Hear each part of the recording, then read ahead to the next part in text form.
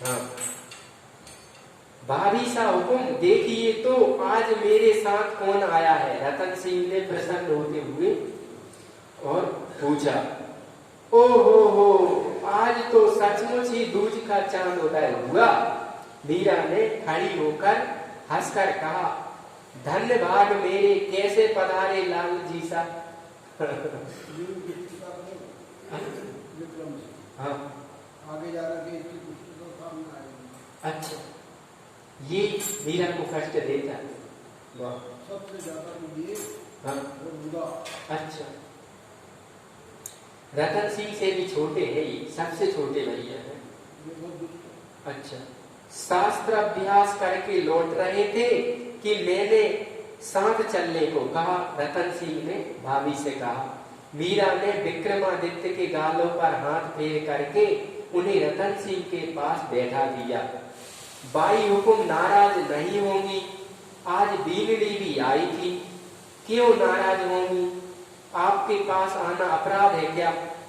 मुझे तो आपकी बातें और स्वभाव बहुत अच्छा लगता है, इसलिए आता ही रहता हूँ।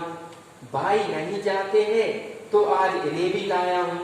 बिना आए कैसे जानेंगे कि आप कैसी हैं? रतन सिंह कह रहे।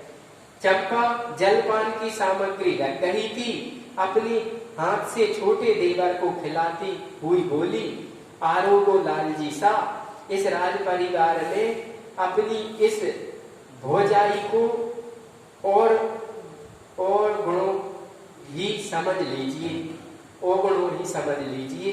भली बुरी जैसी हूँ आप सभी इसे निभा लीजिए। मीरा कह रही है छोटे देवर से, ऐसा क्यों फरमाती हैं आप? रतन सिंह ने खाते हुए कहा, सौभाग्य है हमारा कि हम आपके बालक हैं। लोग तीर्थों और भक्तों के दर्शन के लिए दूर दूर भटकते फिरते हैं, हमें तो विधाता ने घर बैठे तीर्थ सुलभ कराए हैं।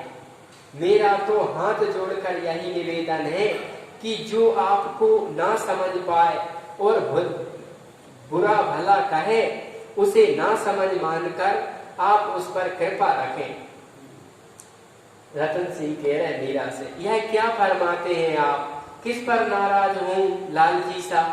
अपने ही दांतों से जीभ कट जाए तो क्या दांत तोड़ देते हैं? सृष्टि के सभी जन मेरे प्रभु के सिर जाए हुए ही तो हैं, इनमें किसको बुरा कहूँ? एक बात पूछूं भाभी सा हुकुम? हाँ फरमाओ। उस दिन आपने बाबजी हुकुम को अर्ज किया कि समस्त दृश्य जगत ईश्वर का ही बना है, वही दृश्य और दृष्टा है, फिर आप गिरधर गोपाल की मूर्ति के प्रति इतनी समर्पित क्यों है? मुझ में बाबजी हुकुम में विरोधियों में भी भगवान उतने ही हैं जितने इस मूर्ति में, फिर उनका आग्रह क्यों?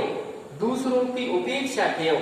संत के साथ का उछाए क्यों और दूसरे के साथ का अलगाव भाव क्यों?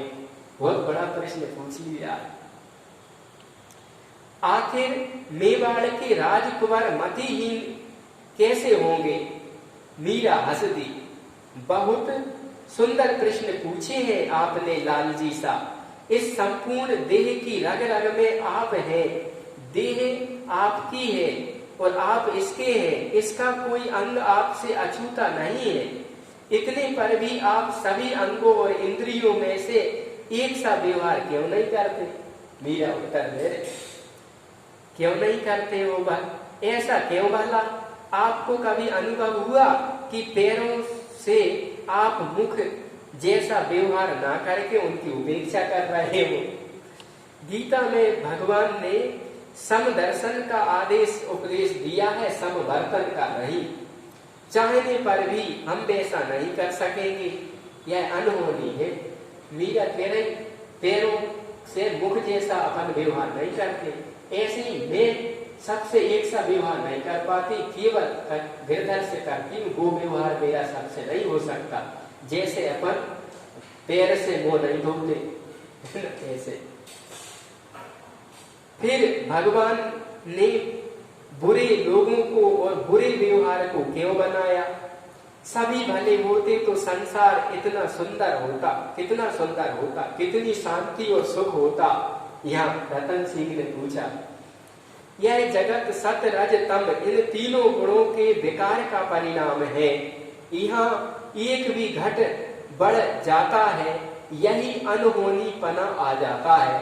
सृष्टि के संचालक को इसका संतुलन बनाए रखना पड़ता है, अन्यथा किसी एक भी गुण के बढ़ने घटने अथवा नष्ट होने से संसार स्थिर या नष्ट हो जाएगा। गुण और दोष दोनों एक दूसरे के आधार हैं।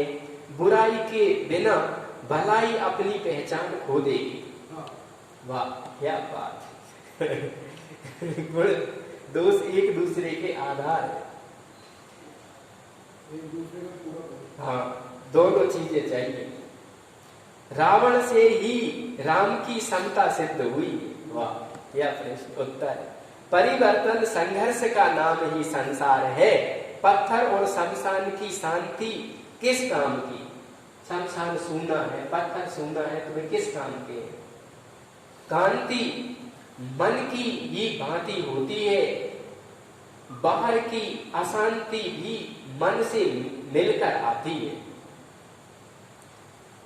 वाह, बहुत अच्छे प्रश्न उत्तर चल रहे हैं मीरा जी के और उनके देवर के। अपन कल इस पे और चर्चा करेंगे। सच्चिदानंद भगवान की सियावर रामचंद्र।